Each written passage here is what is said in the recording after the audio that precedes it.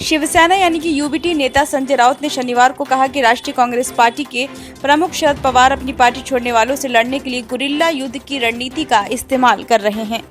उन्होंने ये भी कहा कि उनकी पार्टी भारतीय जनता पार्टी के साथ युद्ध के मैदान में लड़ रही है। उन्होंने कहा, शरद पवार और उनके सहयोगियों ने पार्टी छोड़ने वालों से लड़ने के लिए गुरिल्ला युद्ध की रणनीति चुनी है।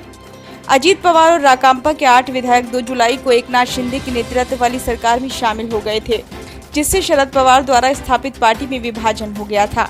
ये दावा करने के कुछ घंटों बाद कि राकांपा में कोई विभाजन नहीं है और मुख्यमंत्री अजीत पवार इसके नेता शरद पवार ने शुक्रवार को कहा था कि उन्होंने ऐसा कोई बयान नहीं दिया। उनकी इस टिप्पणी से सियासी गलियारों में हलचल मच गई थी। राउत ने कहा, शरद पवार कभी भी भाजपा के साथ गठबंधन नहीं करेंगे। वे महाविकास अघाड़ी और इंडिया गठबंधन के एक महत्वपूर्ण नेता हैं।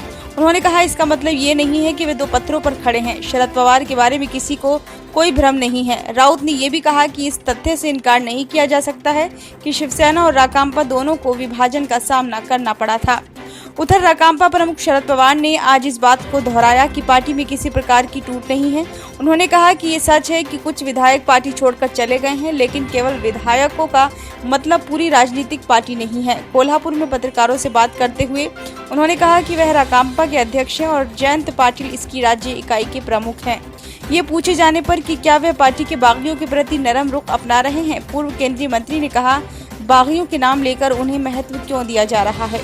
शुक्रवार को जब पवार से उनकी बेटी और पार्टी की कार्यकारी अध्यक्ष सुप्रिया सुले के बयान के बारे में पूछा गया कि राकांपा विभाजित नहीं हुई है और अजीत पवार उसके नेता बने रहेंगे, तो उन्होंने कहा, हाँ, इस बारे में कोई विवाद नहीं है।